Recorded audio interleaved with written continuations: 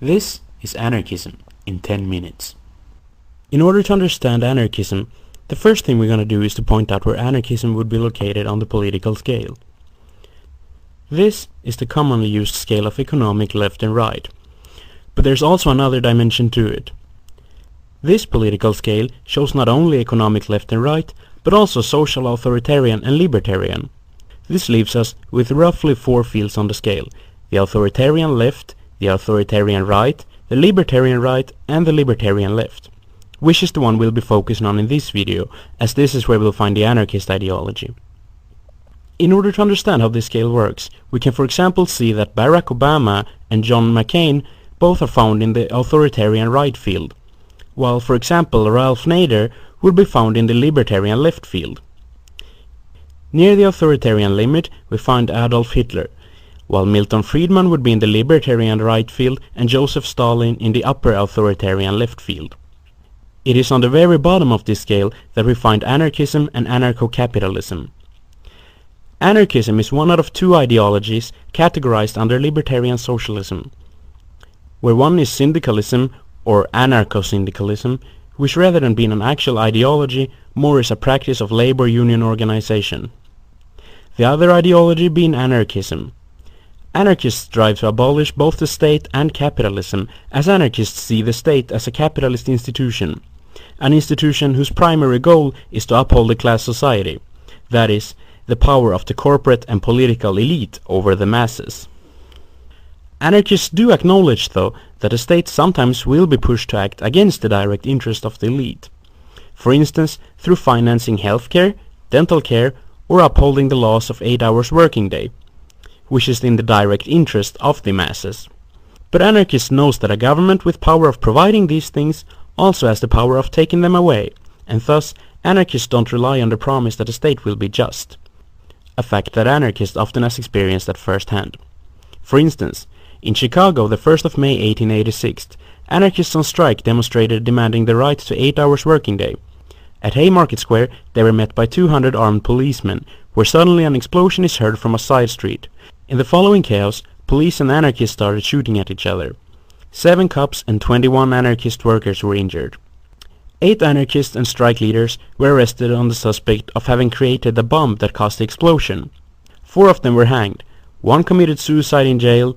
The punishment of 2 were reduced to life in prison. A few years later, courts found that the sentenced anarchists, in fact, all were innocent, and the 3 remaining survivors were released. This day has come to be remembered as the Haymarket Massacre, and the reason the 1st of May still is celebrated as the International Workers' Day. The most common symbol for anarchism is the circled A. Few knows that the origin of this symbol comes from Pierre Joseph Proudhon, who said that anarchy is order. The A stands for anarchy and the circle stands for order. The goal of anarchism is what Karl Marx decided to call communism. I know what you're thinking. That doesn't make any sense, does it? Marx said that the definition of communism is a state and class-free society. That is, a society where power is dealt equally and where there is no government. Anarchists of the time agreed that it seemed like a fair goal, but anarchists could not agree with the communists on how this goal would be achieved.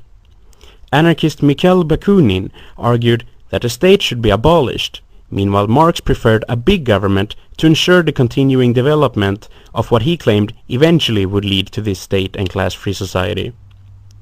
It comes as little surprise that Marx and Bakunin could not agree, and eventually the anarchists were thrown out of the First International. This dispute between communists and anarchists has lasted till this day. Marx argued that the anarchist Paris Commune could not defend itself from the outside enemy. And when Vladimir Lenin eventually took power of the Russian Revolution and declared himself the dictator, this would only bring fuel to the flames of this dispute. And during the speech, female anarchist Fanny Kaplan fired 3 bullets towards the dictator. Kaplan was of course tortured and put to death by the regime. The Soviet regime would make sure to beat down anarchist uprisings, often using the Red Army for this. Although being a socialist ideology, anarchism should not be confused with what we usually think of when talking about socialism. In libertarian socialism, government is not a representative of the people. People represent themselves. Anarchy comes from the Greek anarchos, which translates without ruler, which does not mean without rules. It is a common misconception that there are no rules in an anarchist society. Anarchists consider a ruler to be a person who stands above the law.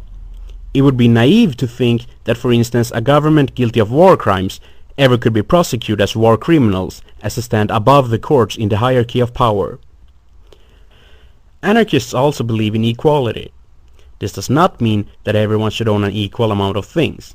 For instance, if you like to collect old cars and I like to collect video games, it would make no sense that I was given half of your garage.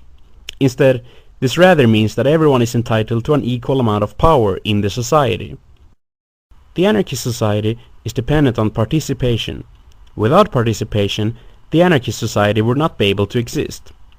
This can be done through direct democracy. Yes, the people themselves even make the laws, and therefore it is impossible to say exactly how an anarchist version of a constitution would look like, since it would be completely dependent on the people of this society. An example of this is the Danish town of Christiania, whose highest authority is the Grand Meeting, where all people are welcome to participate. The town does not allow cops and has 4 rules: no heavy drugs, no weapons, no violence, and no trade with buildings or apartments. In the Spanish Revolution, where 10 million people participated, many anarchist collectives even practiced currency-free economies. Liberals argue that the state possesses an illegit form of power. Anarchists agree to this. Communists argue that landlords and owners of the production possess an illegit form of power. Anarchists also agree to this. Anarchists are, however, the only ones to demand full power to the people themselves. Eventually we reach the unavoidable question: can you guarantee that it works? And no, of course not. But this is the true beauty of an anarchist society, as in case it wouldn't work, if it turned out to be a complete disaster, the people could simply vote away the anarchist system, and overnight it would have ceased to exist. And that is probably the best thing about an anarchist society. I believe in anarchy, so I see